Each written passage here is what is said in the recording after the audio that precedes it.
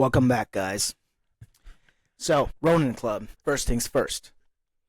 Let him that would move the world first move himself, by Socrates. Now, you guys are clearly on the Phylasso podcast. Kind of want to go into a little detail about what Phylasso is actually about and what the word is. So, I came up with Phylasso when I was first starting it. I was trying to find something that wasn't like, I don't know, some animal and then the name of the martial art. You got the tiger. They got Tiger Schumann's. My dad and I, we had Tiger Martial Arts Academy.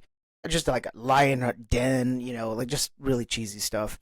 And I was actually going to be really cheesy and say like Wolf Martial Arts or Wolf MMA. And I came to terms with Phylasso because I was trying to find something that embodied, what's the word? It embodied what I was trying to do, right? What I'm trying to do, or at least my goal with Phylasso, is the word is a Greek word, and it's found in the Bible. It's in 2 Timothy, and the word essentially means to guard, to protect, to keep, and to preserve. Now, obviously, you put all that together, and you kind of have what Phylasso is, right? Guard, protect, preserve, and to keep. So, what, essentially, like, what's its core meaning? I mean, the core meaning with this is I'm trying to get myself to teach people how to do these things, and I just kind of realized, that there's this element to it where a lot of people are trying so hard to and when I say people, I'm not trying to put everyone in the same category, but there's a lot of people within the martial arts realm that are really good teachers, really good instructors, really good gym owners and stuff, but everyone has a different mission, right? And with my mission, I realized, how could I get there? How can I get to my, the end of my mission, essentially, to get to the goal, the main goal? And I thought to myself, man, I don't really know exactly how I could get there unless I have something that I'm embodying, right? And I just started thinking like, okay, well, how could I look at this from the outside lens of someone who has no experience with Phylasso or just martial arts in general, and how could I get that person to be the person that they are seeking to be, right? Like, they want to be proficient in self-defense. How do they get to that stage? That's what I wanted to do, and I want to get the average person to know how and what to do when it comes to fighting. Now, I've had a lot of experience in different places, that I've trained, and the one thing that I realized is, what's the main problem that I'm trying to solve? And I think a lot of it, especially for me, because I used to be like this, is a lot of it was ego. I had a lot of ego, it's like, I train with this person, I train with that person, which doesn't make me that person, right? It's like saying, oh, I don't know, let's just say you met a celebrity one day, and all of a sudden you think you're a celebrity, right? That's kind of how I was. I'm not saying everyone's this way, I'm not saying people operate that way all the time, but that's just how I operated. So, I was like that, and with that came lazy coaching. So, kind of go off the cuff here. When I was teaching at my dad's gym, I only taught or wanted to teach people who were athletic, people who seemed to put in work ethic. I wanted to teach people who were essentially talented, could easily pick up whatever it was I was teaching. And I wanted to, work with them because they're easier to work with. And I had this attitude towards the kids that were trying really hard, but to me, I'm just like, meh, you're just a lazy dude, right? And it didn't help them at all, period. And my dad saw that, and he called me out many times. And I would try to justify myself, but he was right. And I realized, like, that going on was a mistake I made because I tried to rush all these people who were beginners. The ones that I liked, I would take them and I would try to rush them into, hey, let's I want to try to get them to be like fighters. I want to try to get them, you know, I don't know, proficient in whatever it was they're doing. And then I realized that, you know, a lot of these guys that were doing it, you know, either were very like fickle. They'd show up. Sometimes they wouldn't. They wouldn't be at practice, or they'd make an excuse up, and I'd be sitting there with nobody to teach. And I kind of realized, you know, you can't prioritize yourself, and that's what I was doing. I was prioritizing myself in the students I was teaching. So this is also another core value that I have within Phylasso is like my job is to serve as a martial artist. Yeah, I used to fight. Oh, okay, whatever, blah blah. But the truth is, like, I didn't fight at that high competitive level. I didn't fight. I didn't fight like. At least in my mind, I was like I was right after the 2008 era and right before the 2015 era, right? Or 2020 era, right? So it's like, was I really? And even at that time, I wasn't really applying myself within the arts. So I have to be honest with myself, right? And it's like, by trying to rush people and all these different things, like I realized that I was prioritizing myself and trying to get people to take on what I want them to do without actually meeting them where they were. And it was just like a lesson that I had to like adopt and figure out on my own. And what I meant by that is like, people sometimes tell me things and I wouldn't listen. Over time, I started to see because no one was around to teach. And it's difficult, you know, it's difficult as a coach when you have aspirations in your mind, like you have a vision of what you want to go, but then you don't have anybody with you in that vision. And you have to ask yourself, because the only person to blame there is you. And that was me. So, you know, I moved around a bit, and I told you guys this in episode 1. But what I'm offering and what I teach is merely what I was taught when I was younger. I teach the 5 basic kicks. So you got front kick, roundhouse kick, switch roundhouse kick, side kick, crescent kick, outside crest kick, right? So I'm teaching all these different kicks. And what I figured out to do was using them based off of how I used to, you know, spar essentially in MMA, and then applying what I learned through the training and applying that to the student, right? Giving them the concepts. Okay, this is what happens when this person does this. If you do a switch kick and you're too close, you're going to jam yourself up. You're not going to be able to extend the hip, right? These are just like dorky things that I'm explaining, but no one explained that to me. And no one kind of like sat me down and was like, hey, let me take you under my wing and let me just teach you things. Now, I wish they would have, but again, just like in the real world, it's every man for himself. So it's your job to put in the work. As I described it before in episode 1, I didn't really put in the work. I started to realize, like, you know, the only way I'm going to actually learn this is by pressure, constant pressure. And that pressure was what's helping me within executing techniques, right? And then also working with the way that I move, I realize is not necessarily a bad thing. I mean, I always harp on these new fighters.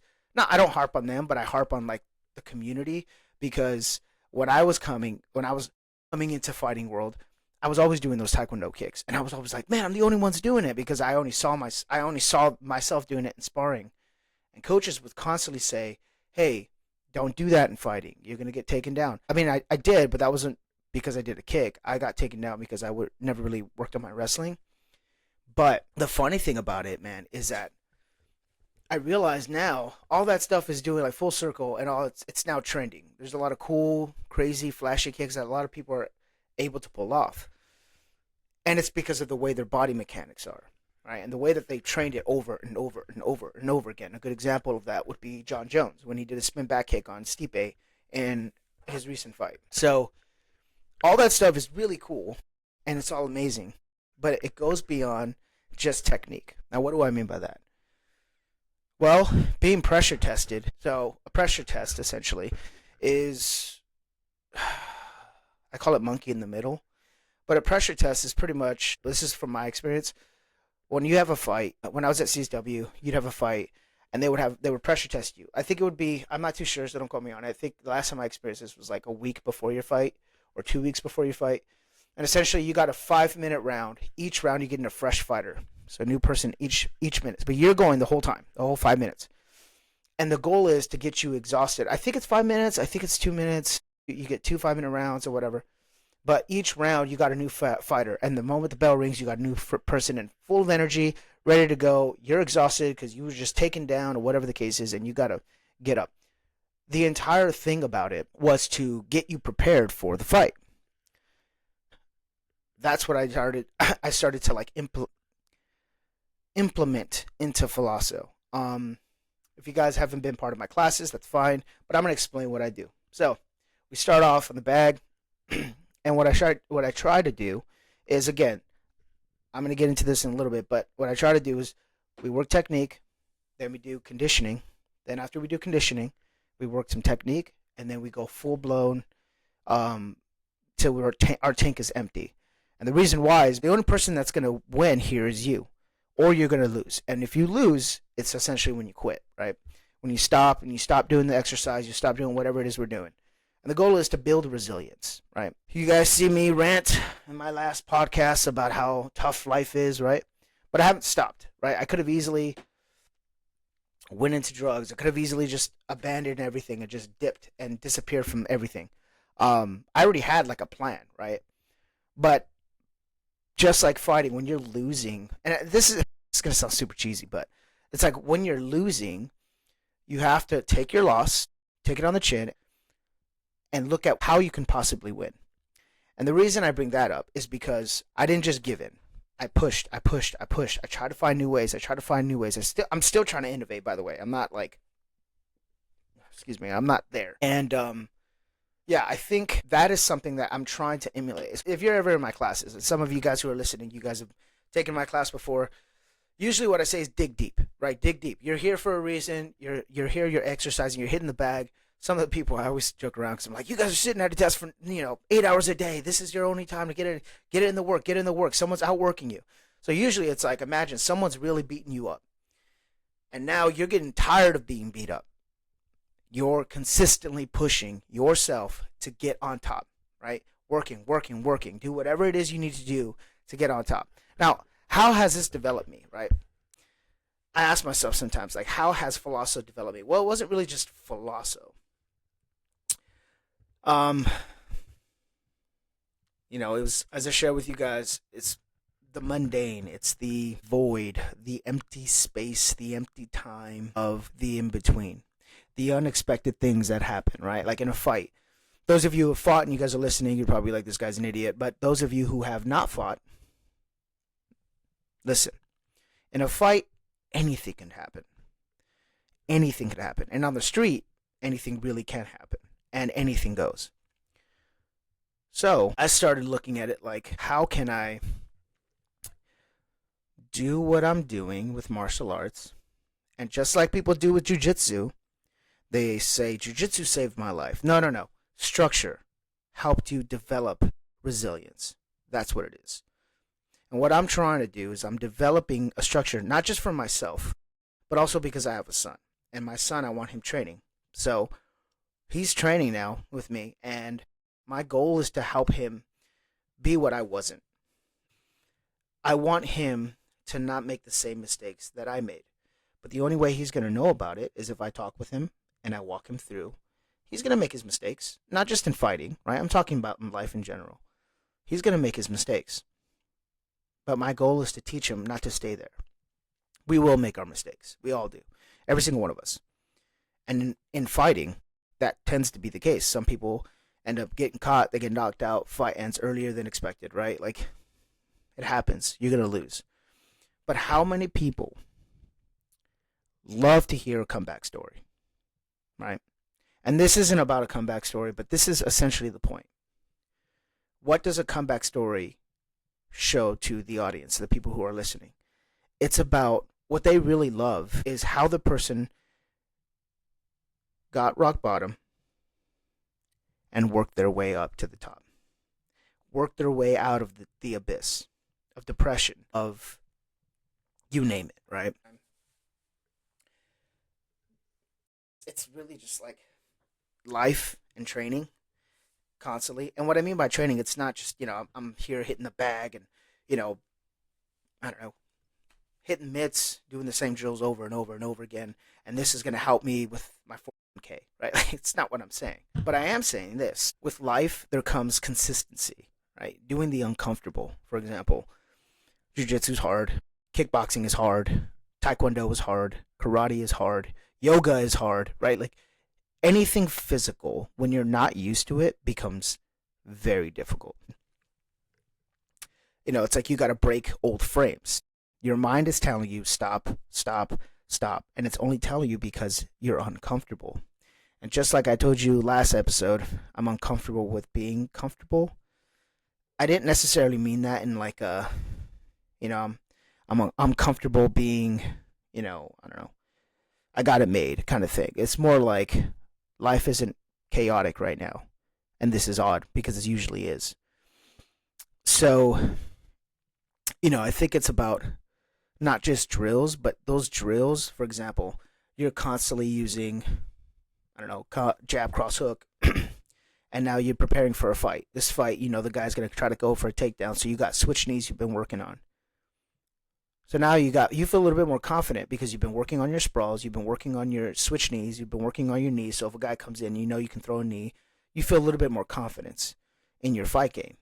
You start working on your ground game. That's essentially building up that confidence, especially when you're going through difficult things in life. And I'm going to tell you, when you have to do 10 round kicks on both sides, and if you don't know what a roundhouse kick is, you should by now, but if you have to do 10 kicks on both sides, then 9, then 8, then 7, then 6, all the way down to 1, at 100% capacity, and you can get through it without, like, really coughing up a lung, then you, my friend, are tough, right? And I say, like, that is physically hard.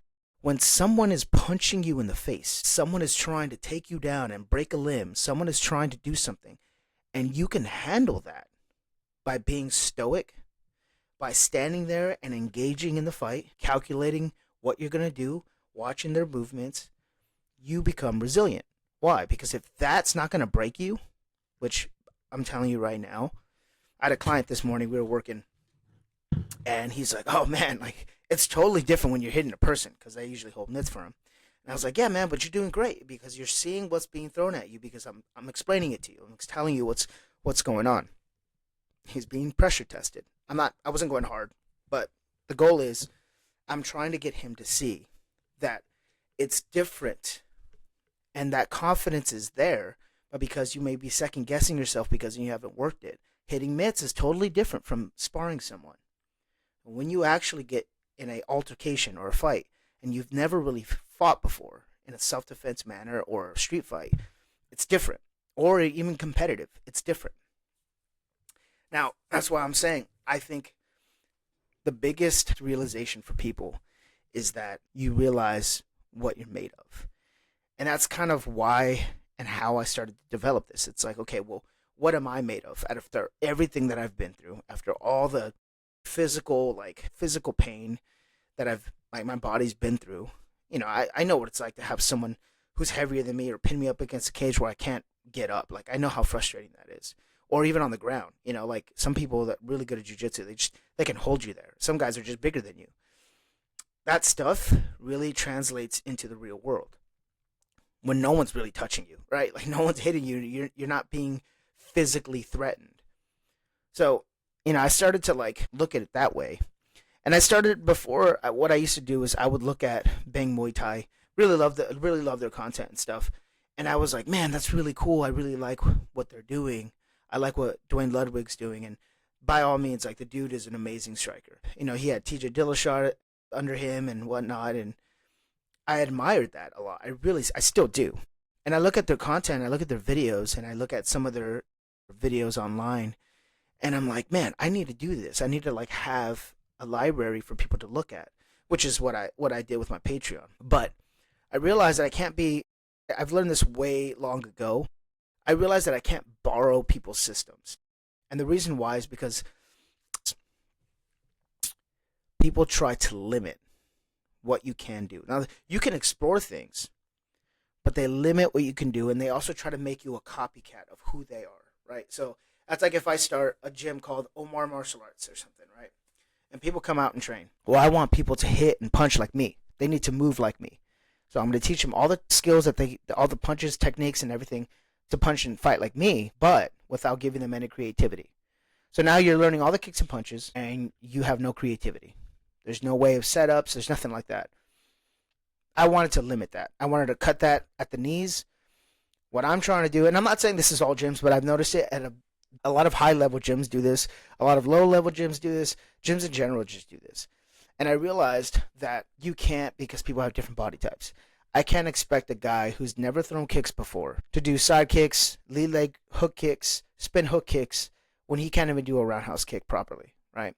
So now I'm going to change the game, and I'm going to try to make it to where he benefits and how he can make whatever it is I'm teaching him and mold it into the way that his body works. So he may be able to do a switch kick, throw some hands, fake, and then be able to set up a teep or a front kick or a knee, not even a roundhouse kick, right? Why? Because that's where I start to flourish. And not just about me, but it's like Phylasso in and of itself. I start to like build that up, and it makes me feel better about my teaching, because I realize these are people who have no idea how to throw kicks and punches, and yet now they're being able to do it in their own way, right? And it's cool because sometimes I'm getting caught when I'm sparring with some of my students, and I'm like, oh wow, that's actually kind of cool. I didn't realize I can get, like, you caught me with it. That's really cool. And that's like the benefit of it. Within all that, it's like the biggest drivers for me and why I decided to do that and have this kind of teaching, I guess, philosophy, especially with people who have different bodies, different limits, is sometimes people feel isolated. You're in a gym, you got all these people who are great fighters, and then the coach just is like a hired hand. He may be the gym owner, but he's like a hired hand. Only gives attention to the fighters. They've been teaching the same things over and over again at the same level with the same students. They don't really venture into doing new things. They don't explore. They don't really take, the new guy by the ropes and say, "Hey, here, let me hold mitts for you.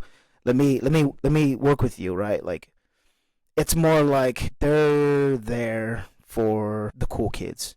They're like, they want to be part of the cool kids club, right? Now, this isn't all of them, but it's a good majority of them. And I know this because I've been to a few gyms. I'm not going to name them, but I've been to a few big gyms, popular gyms. Bro, I was training first day on the mat. Coaches were watching me. And as I'm moving, pop, pop, pop, pop, pop, I was working with a guy who had no experience. I was kind of pissed because it's not my gym, but he had no experience, right? Check this out. We're all drilling. We bow, or I don't want to say bow, but I like to bow after every exchange just because it lets me know, hey, I respect you, yada, yada, yada. It's like we're both martial artists, even if it's your first rodeo, right? The dude comes over and says, "Thanks, coach," right? So that got me thinking. I'm not the coach, right? Packed. The coach is with other dudes. He was like training with them, pop, pop, pop, pop, pop, having a blast, making jokes, having a good time. This guy's his first rodeo. If I wouldn't have been there, let's just say I wasn't there, and he's trying to get partner up, and now he's shy, because usually when the first person walks in, they get shy. He's shy, kind of intimidated, doesn't really feel like, a lot of gym owners, like martial artists in general, this is a little side tangent, but martial artists in general, when we have gyms, we assume, or at least, even though we're not assuming, but we just take what we do for granted and just don't really put ourselves in other people's shoes, right? Like, if I go to a judo school, or if I go to a wrestling gym, I know what a gym's like. I've been to gyms many times. It's not going to intimidate you. It's not going to intimidate me. But if I was to go to, like a dance studio, bro, your boy here is going to be freaking intimidated. I'm going to feel like a little girl, right? Like a little girl scared of the big bad wolf, right? That's how I'm going to be. No joke. Why? Because it's not my cup of tea, right? It's like you're just taking someone else out of their element. So this guy said thank you, and I sat there and I was like, dude, like the coach didn't even acknowledge him.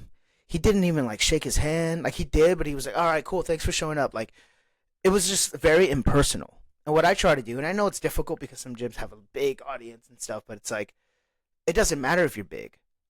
I think sometimes coaches forget that we are serving people.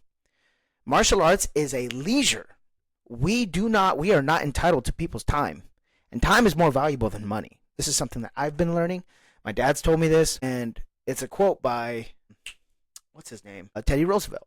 It says, people will not care about how much you know unless you show how much you care, right? If you care about people, it'll show. If you don't, it will show. Now, I have been very alone. Part of it, as I mentioned before, in my past, I was very responsible, training, and yada, yada, yada. Now, moving forward, I'm being very intentional with how I communicate, how I make friends, how I'm jiving with people. And I do this very often. I mean, I got 2 guys in my gym who speak only Spanish. So now this is like checking me because I should have learned Spanish when I was younger, and I didn't. So now I'm trying to catch up. And I'm jiving with them, chit-chatting with them, telling them, hey, let's cook some food together, blah, blah, blah. Just because, like, I think I can cook better than the guy, but, yeah, to each his own. But I digress. This is that I'm trying to get people to bond. I want to be able to build a community factor. Now, there's a lot of gyms. Many gyms, almost all gyms, have a community factor. But there is that one silver lining where they end up, some people just don't, or some people do feel unseen, and that's where I go to. Most of my time is focusing on those who are not talented, those who are completely socially awkward, those who are the outcasts, like me, right? Because those are the people who typically tend not to be seen.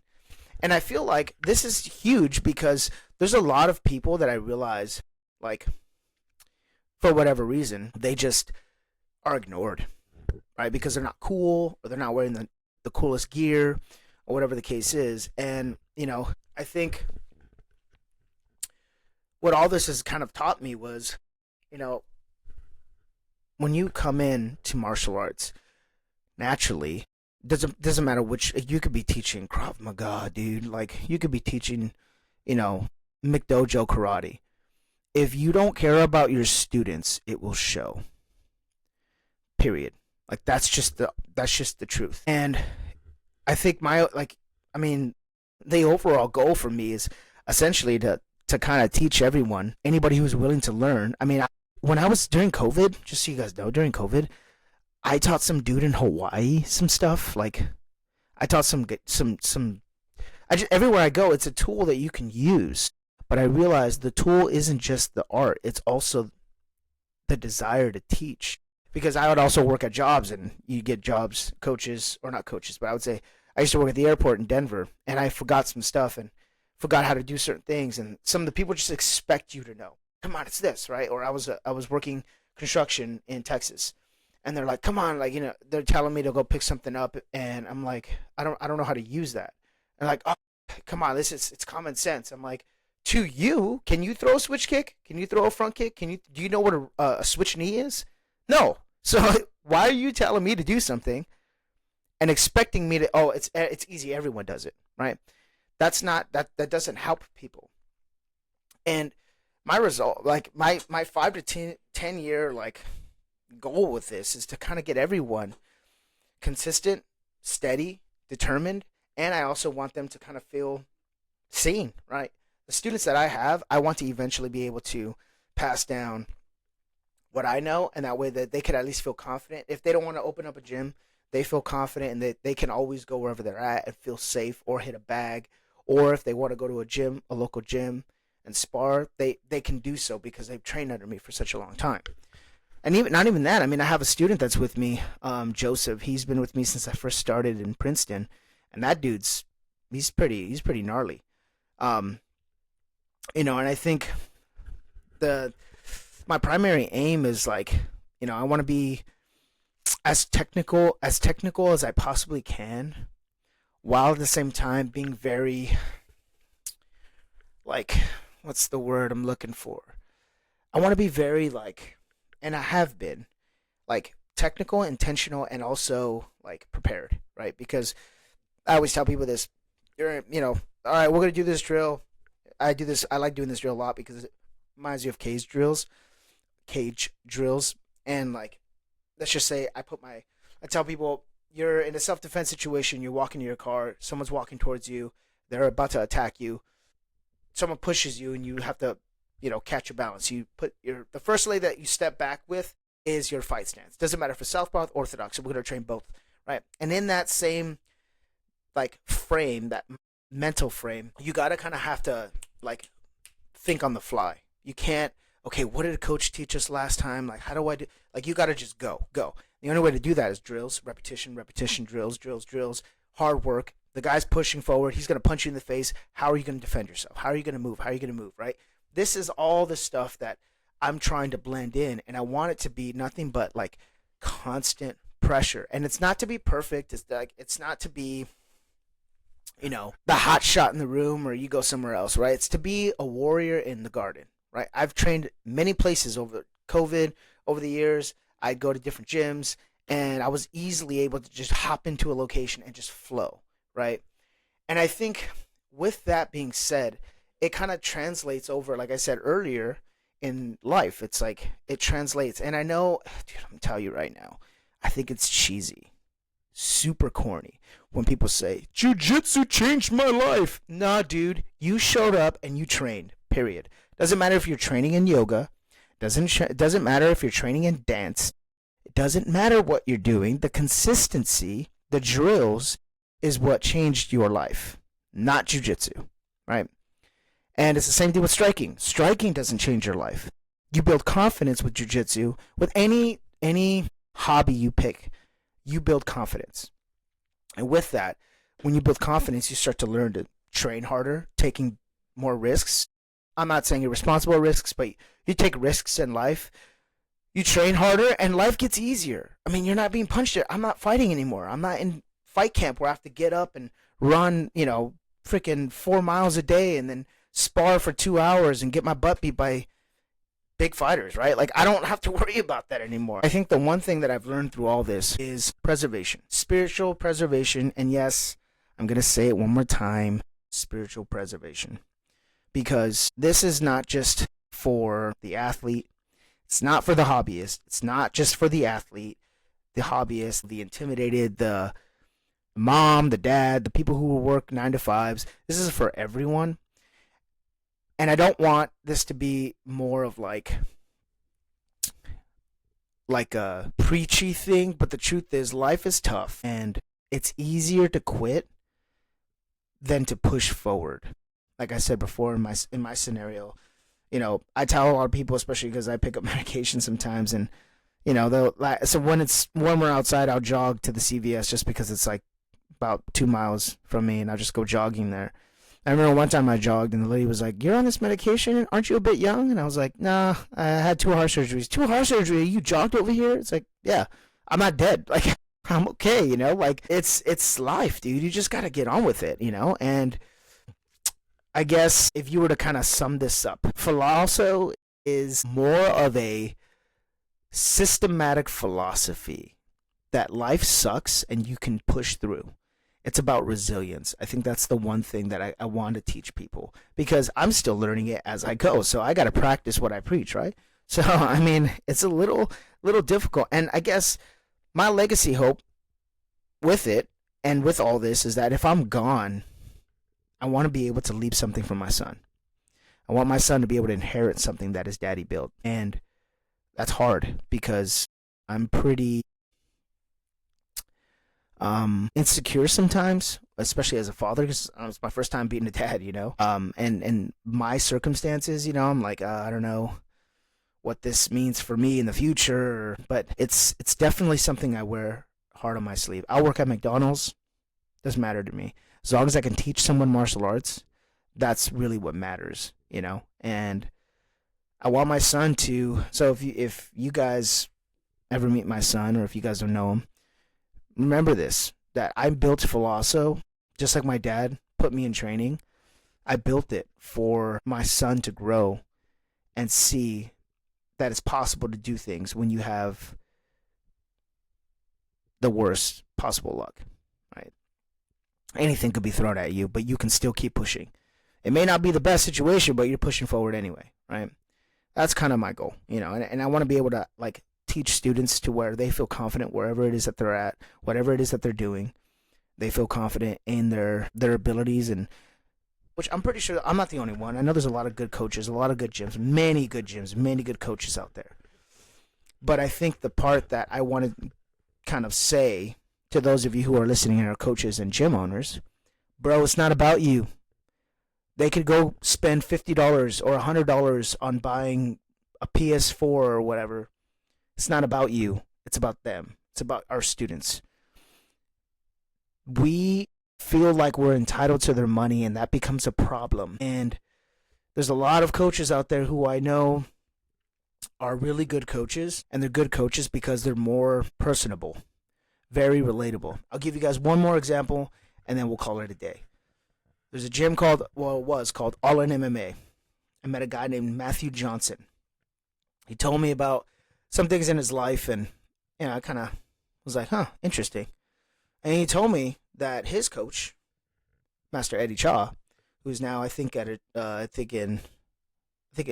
was at Fight Lab in Arizona, and now I think he's somewhere else. By the way, he's a guy who like trains a lot of UFC fighters. Trained Francisco Rivera, and now he's working with a bunch of other fighters out in Arizona. Matthew Johnson inherited his gym, right? And he wasn't a black belt in Taekwondo at the time. And he built that place to be something amazing. And I'm really proud of that guy. So, like I said, a lot of teachers, coaches, martial artists, especially, in corporate America, we get looked down on. Just like I'm pretty sure.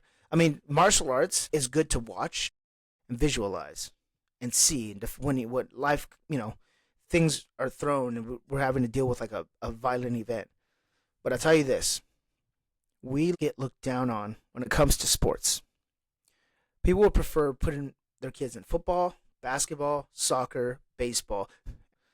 So, yeah, the one thing I want to kind of end this thing with is, Phylasso is more than just a martial art for me.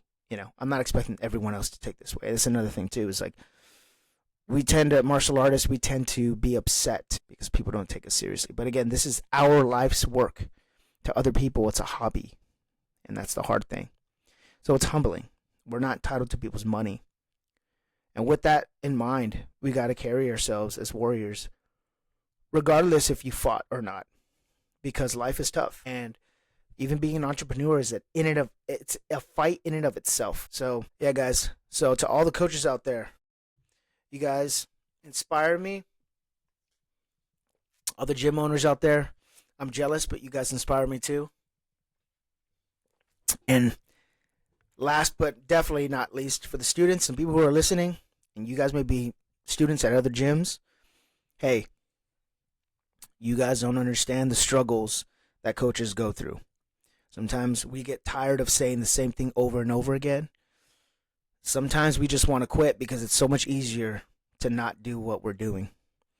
But we do it because we love to serve. And if you don't love to serve, maybe you got to check your motives. Other than that, I got nothing else for you guys. Welcome to the Ronin Club, baby.